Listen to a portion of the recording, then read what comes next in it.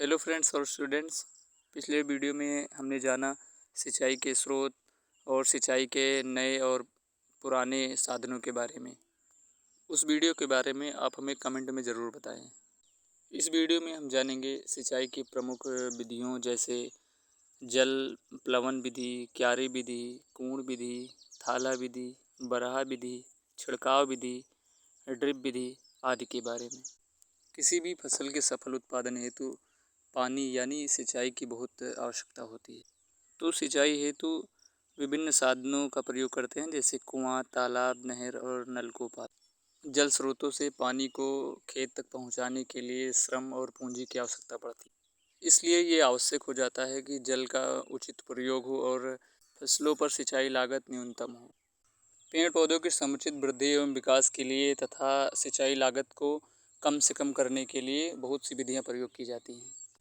कुछ प्रमुख प्रचलित सिंचाई विधियां हैं जल प्लावन या प्रवाह विधि, क्यारी विधि, कुंड विधि, थाला विधि, बराहा विधि, छिड़काव विधि, टपक विधि। तो आइए शार्ट में हम इन्हीं विधियों के बारे में थोड़ा जानते हैं। सबसे पहले जानते हैं जल प्लावन या प्रवाह विधि के बारे में। इस विधि का प्रयोग अधिक पानी चाहने वाली फसलों में किया जाता है जैसे धान और गन्ना।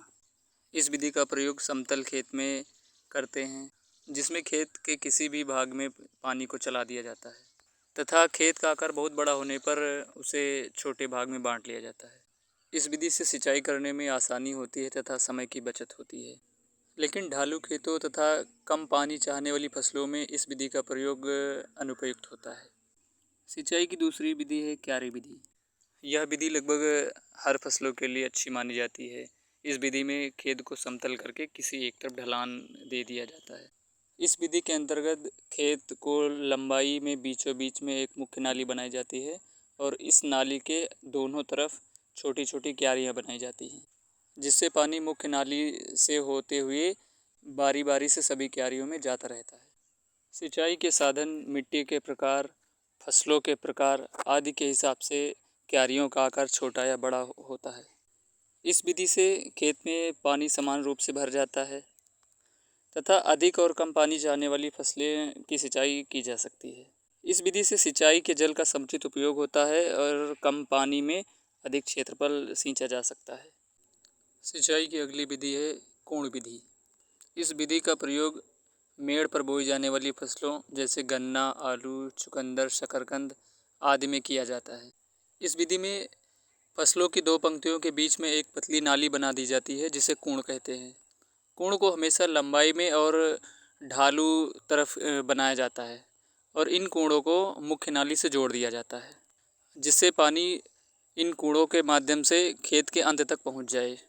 इस विधि से सिंचाई करने में पानी कम लगता है और जल्दी सिंचाई हो जाती है। इस विधि में कुंड बनाने में अधिक समय और मेहनत लगती है लेकिन रिसाव द्वारा जल मेड़ पर लगे पौधों की जड़ों तक आसानी से पहुंच जाता है। अगली विधि है थाला विधि। इस विधि का प्रयोग बागवानी वाले पौधों में किया जाता है या जैसे जो पेड़ दूर दूर लगाए जाते हैं जैसे आम, पपीता, अमरूद आदि पेड़ों में किया जाता है। कुछ जायद की फसलों जैसे खरबूजा, तरबूज, ककड़ी, तोरई आदि में भी सिंचाई के लिए इसी थाला विधि का प्रयोग किया जाता है। इस विधि में पौधों के मुख्य तने के चारों ओर वर्गाकार या गोलाकार थाले बनाए जाते हैं और इन थालों को सभी थालों से एक पतली नाली के द्वारा जोड़ दिया जाता है और इन पतली नालियों को एक मुख्य नाली से जोड़ दिया जाता है जिससे मुख्य नाली से पानी होते हुए एक के बाद दूसरे थाले में पानी जाता रहता है। इस विधि में पानी बर्बाद नहीं होता है और सभी पौधों तक पर्याप्त मात्रा में पानी पहुंचता रहता है। इस विधि का प्रयोग बागवानी वाले पौधों में किया जाता है लेकिन खाद्यान्न फसलों में नहीं किया जा सकता क्योंकि थाले बनाने में समय और श्रम की अधिक आवश्यकता पड़ती है। अगला है बराहा विधि से सिंचाई। इस विधि का प्रयोग लाइन से बोई जाने वाली फसलों में जो दूर दूर बोई जाती है उनमें किया जाता है जैसे लौकी, कद्दू, करेला, तरबूज, खरबूजा आदि में। इस विधि में पौधों की प्रकृति के अनुसार 1 मीटर, 1.5 मीटर या 2 मीटर चौड़ी नालियाँ बना ली जाती है और इन्हीं नालियों में फसलों की बुआई की जाती है। खेत में जितने पंक्तियाँ होती हैं उसमें उतनी नालियाँ बनाई जाती हैं। इन नालियों से पानी पूरे पंक्ति में चला जाता है। इस विधि में पानी की बचत होती है क्योंकि इसमें पानी पौधों की आवश्यकता के अनुसार ही पंक्तियों में भर जाता है। अगला है छिड़काव विधि। इस विधि का प्रयोग कम पानी चाहने वाले पौधों में किया जाता है या रोज़ चाहने वाले पौधों में किया जाता है।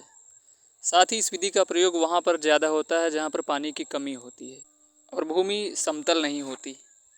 इस विधि के अंतर्गत पूरे खेत में आवश्यकता अनुसार पतले पाइप बिछा दिए जाते हैं और इन पाइपों में आवश्यकता अनुसार नोजल पंप लगा दिए जाते हैं जो पानी के प्रवाह के अनुसार अपने आसपास क्षेत्रों में पानी का छिड़काव करते हैं। यह विधि काफ़ी महंगी होती है, इसलिए इस विधि का प्रयोग उन्नतशील किसानों द्वारा ही किया जाता है। यह विधि काफ़ी महंगी होती है लेकिन इसमें पानी और समय की बचत होती है। इस विधि में पानी का वितरण समान रूप से होता है, वह भूमि चाहे खाली हो या ऊंची हो। साथ ही इसी पाइप और नोजल के द्वारा कभी कभी दवाओं का छिड़काव भी किया जा सकता है। इस विधि में मोटर का प्रयोग किया जाता है, इसलिए इस विधि की कार्यक्षमता बहुत अधिक होती है। अगला है ड्रिप या टपक सिंचाई विधि। इस विधि का प्रयोग उन क्षेत्रों में किया जाता है जहां वर्षा बहुत कम होती है और जहां की भूमि ऊसर बलुई होती है, वहां बहुत अच्छे से प्रयोग किया जाता है। इस विधि में पानी पौधों के जड़ों में आवश्यकता अनुसार बूंद बूंद करके गिरता रहता है। इस विधि में काफ़ी पतली पाइप यानी पीवीसी पाइप खेत में बिछाई जाती है और पौधों के हिसाब से आवश्यकता अनुसार जगह जगह नोजल लगाए जाते हैं। इन पाइपों में मोटर पंप के द्वारा एक निश्चित दबाव पर पानी छोड़ा जाता है। इस विधि से पानी की हानि न्यूनतम होती है तथा कम पानी में ज़्यादा क्षेत्रफल की सिंचाई की जा सकती है।